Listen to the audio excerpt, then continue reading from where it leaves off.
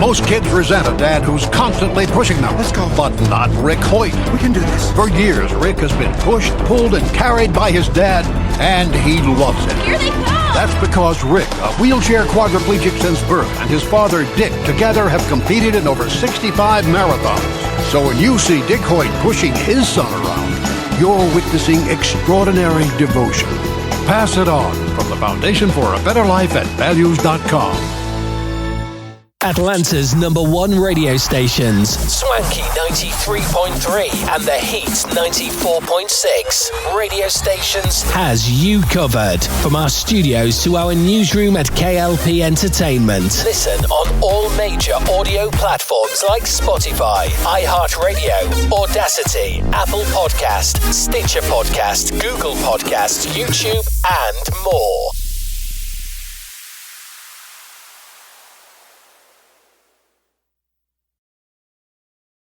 A few words for a successful life. Always ask why. Why? Tell the truth all the time. Why? Write thank you notes. Eat right, sleep right, and exercise. If you don't like your job, change it. Why? Be creative every day. Take a fun trip. You don't always have to do things fast. These motivating thoughts from Randy Pausch's last lecture remind each of us to live our dreams. Can I go now? My dog wants to play. Oh yeah, play with your dog. And with your kids. Motivation. Pass it on from the Foundation for a Better Life at values.com.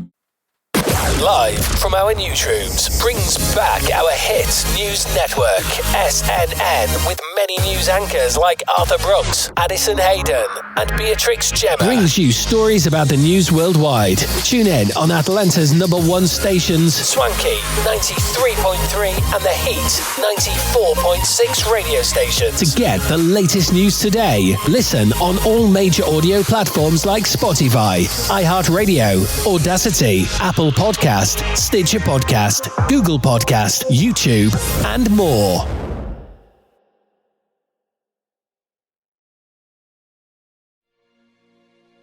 Hello everyone and welcome back to our channel of K.L.P. Entertainment. Reporting live from our newsroom, this is SNN.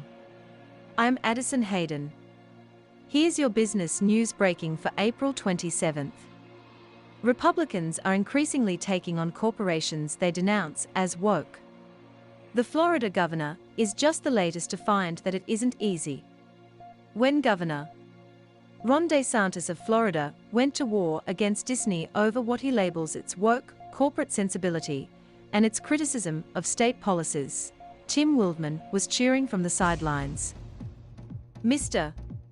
Wildman, the president of the American Family Association, a right-wing religious organization, has more experience in this area than most. In 1995, his organization, which is known for its opposition to LGBTQ rights, rallied a broad coalition of evangelical groups to boycott Disney after it extended family benefits to gay employees. But since then, Mr. Wildman has learned to temper his expectations.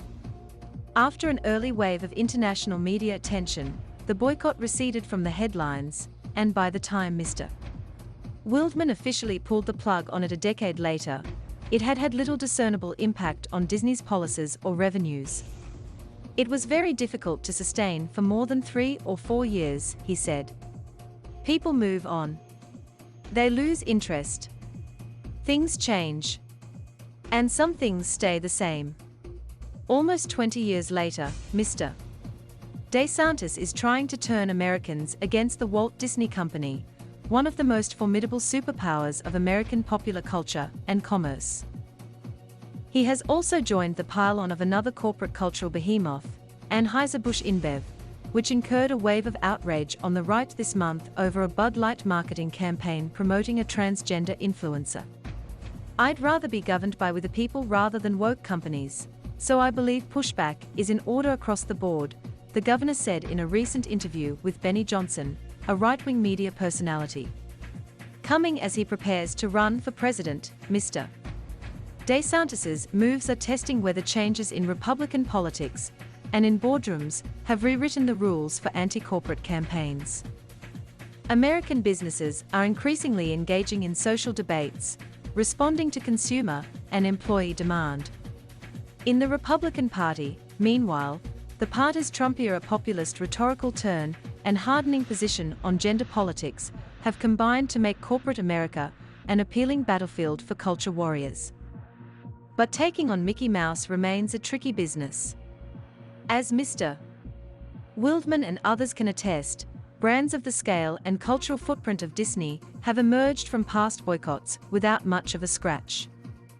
And corporations that might have been leery of such fights a generation ago are now more likely to see them as inevitable, and in some cases even a source of market advantage. In Florida, Disney has proved a wily political foil for Mr. DeSantis, after the company criticized a Republican bill in the state legislature limiting schools' instruction on gender and sexuality last year. Mr. DeSantis tried to strip Disney of the unusual self-governance arrangement it has enjoyed for decades in the state. But his administration appeared to be outmaneuvered when Disney's representatives found a workaround. This month, the governor escalated the dispute by threatening a list of possible punishments. On Wednesday, after a board voted to void agreements that give the company control over expansion at its resort complex, Disney sued in federal court, claiming a targeted campaign of government retaliation. Brian Griffin, Mr. DeSantis's press secretary, has described the company's moves as an attempt to subvert the will of the people of Florida. Disney, one of the largest employers in the state, has repeatedly described its actions as compliant with state law. Its chief executive, Robert A. Iger, has criticized Mr. DeSantis's actions as anti-business and anti-Florida. Polls suggest Mr. DeSantis's political success in the debate may hinge on whether he's viewed as a populist reigning in big business or a culture warrior. A Harvard-Harris poll this month found a majority of registered voters nationwide, and a vast majority of Republicans, siding with Mr. DeSantis in the showdown. The survey described Mr. DeSantis as attempting to limit Disney's autonomy and remove special tax status. But another poll, this one conducted this week by Reuters at Ipsos, found less than half of Republicans had a more favorable view of the governor because of his fight with Disney.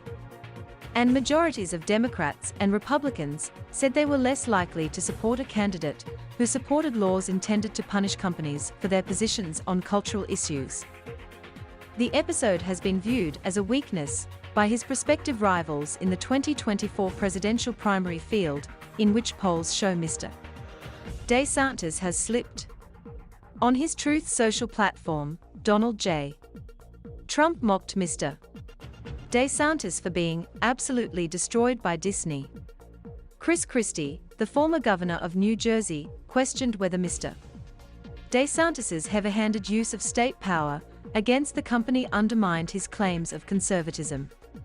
Where are we headed here now that, if you express disagreement in this country, the government is now going to punish you?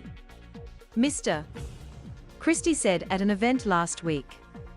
In the campaign against Anheuser-Busch, a more conventional boycott without the political complications of government intervention, the backlash has had a clearer impact.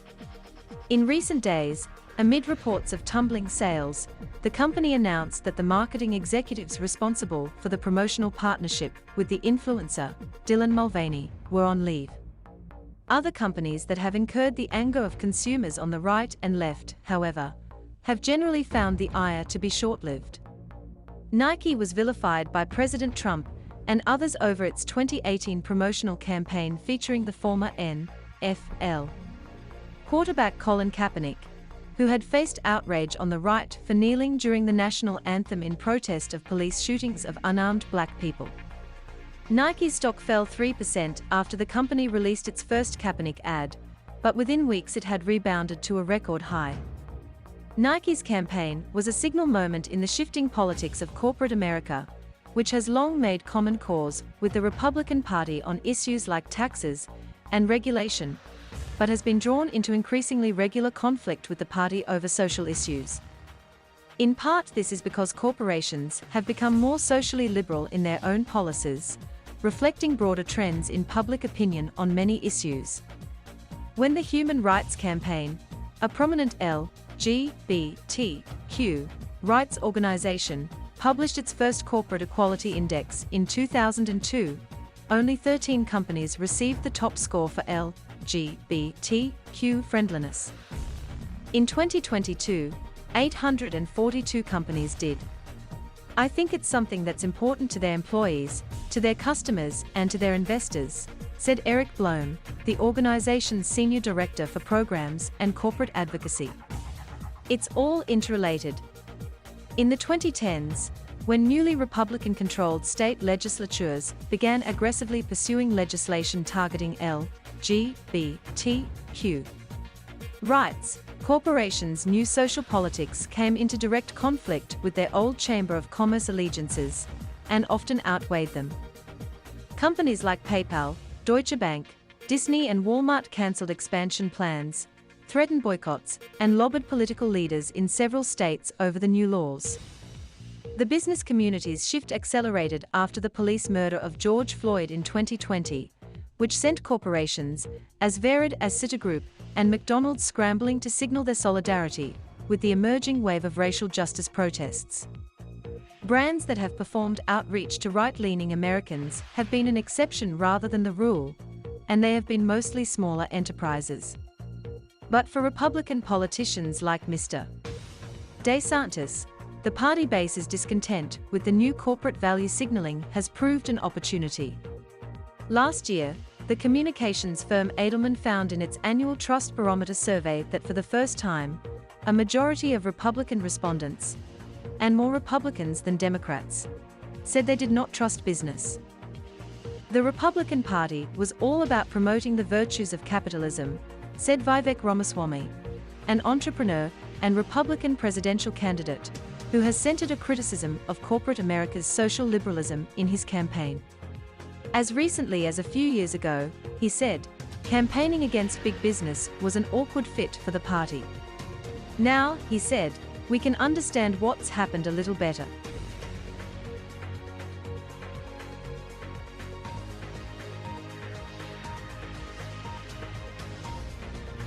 Talks have escalated and progressed really well in the last 24 to 48 hours. Like you say, we expect a formal announcement in the next week, but there's a lot of work to be done for Pochettino, and you'd expect he'd spend the rest of the season doing an audit before he formally takes charge in the summer.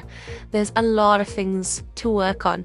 You look at Chelsea, and they've got such a bloated, expensive, underperforming squad, and I think the overarching thing for him will be to try and extract the best out of the resources he has, which he's proven he excels at throughout his managerial career, but also to ruthlessly trim down that squad.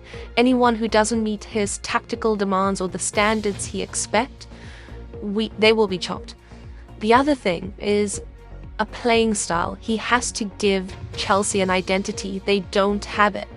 And they need to know what they're working towards in possession, out of possession.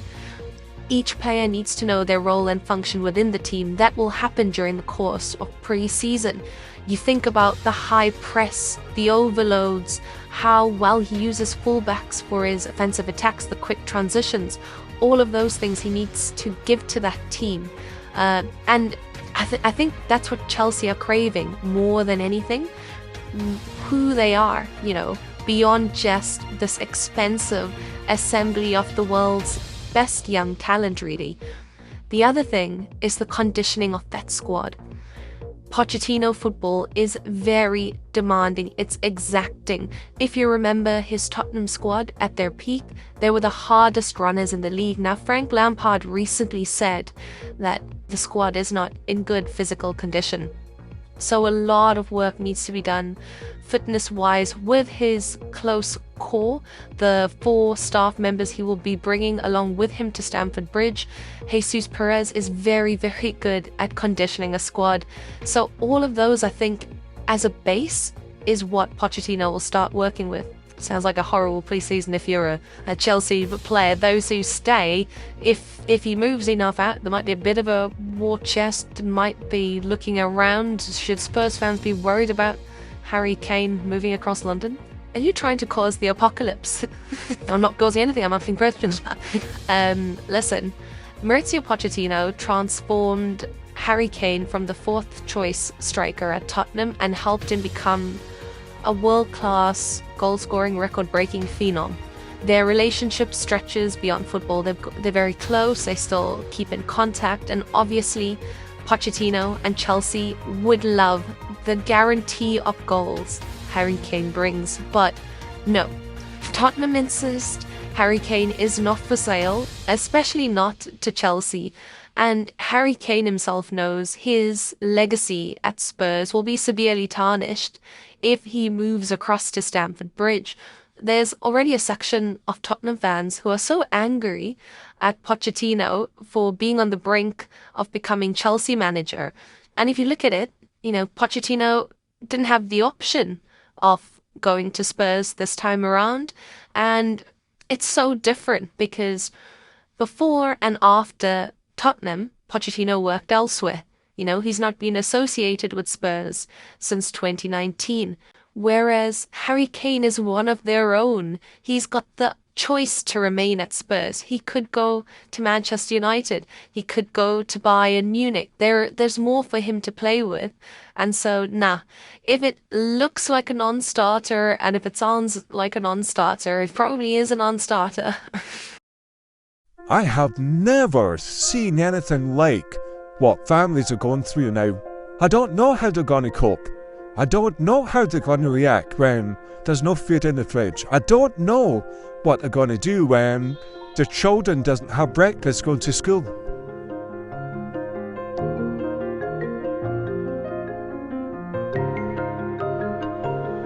You can very, very much say that the cost of living crisis has hit different parts of the country very, very unequally.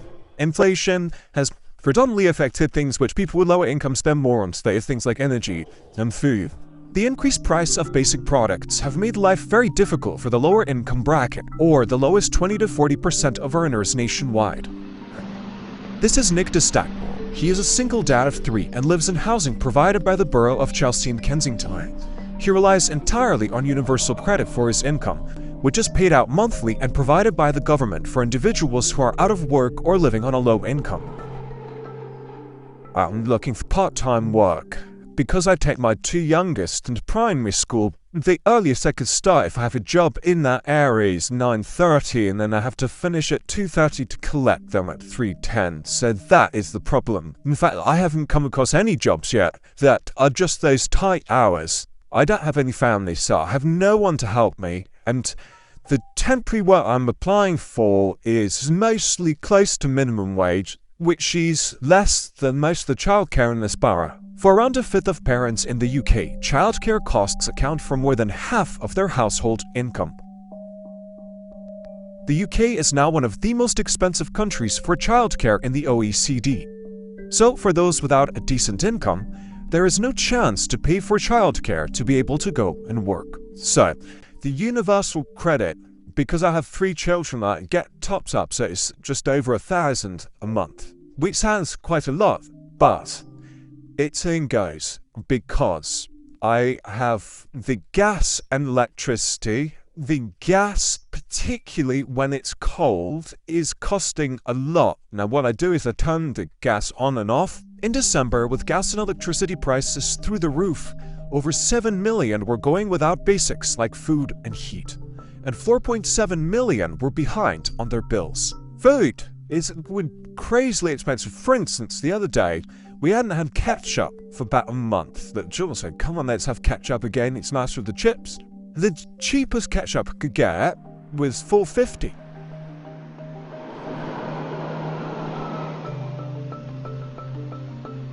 This is where Dad's house has really helped. I gave to lunch there once a week, but also they have a food bank that makes all the difference. And Billy, he was a single dad himself. He set up this charity 15 years ago. He really helps me because, they've got 3 kids, so I haven't got any other help. To say it's a food bank. It's not just for single dads, it's for anyone in the community. Okay, yeah, it's fine, thank you. So that's probably saving me £600 a month. So that enables me to stay solvent. But without that, well, our diet would suffer. We've got roughly between 60 and 70,000 families registered. We've got between 40 and 50 families a day coming to your dad's house. The demand for the work that we do went through the roof, especially due to the cost of living. And it's absolutely heartbreaking when you see a mum or a dad who is absolutely struggling when it comes to not being able to cook for their children. Almost 90% of independent food banks say they saw an increase in demand compared to last year. And over 80% reported supporting a significant number of people needing help for the first time. We can't plan. It's impossible because we do not get the financial donations that we did get.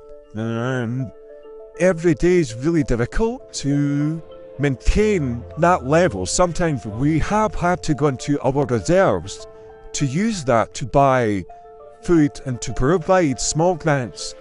We struggle, and it's heartbreaking when you can't give to anyone. So we'll go to the shops and we'll buy food, and we'll go to the bank and take money from the account so we can give that dad a little bit of cash that if you go and buy food, you can put £50 in the electric.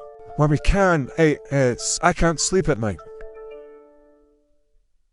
1,254 for everything for a month. And take off at least that 254 for travel. I've got direct debits, which is 200. So you're left with 200 a week, okay?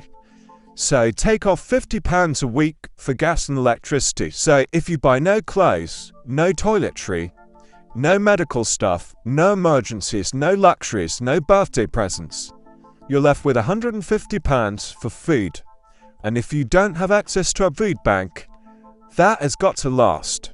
As I said before, if it wasn't for the help I received from Dad's house, it would be extremely difficult. And their diet would be affected. And Peter had said that universal credit increased around 10% in spring to help with inflation. Though this provided some relief, the food insecurity of the past year is why UK's leading charities such as the Trussell Trust are petitioning for an essentials guarantee, a way to avoid the increased poverty and help with basic needs that benefits couldn't cover for so many months. They say the cost of living crisis has exposed the erosion of UK's benefits system. So, I think what I'm hearing when I'm speaking to people is that there is support out there, but it could be utilized a lot better. When you talk to food banks, people are really, really worried. I have asked people repeatedly, when do you think it's going to get better? And there's just this bleak silence. There's this kind of question mark.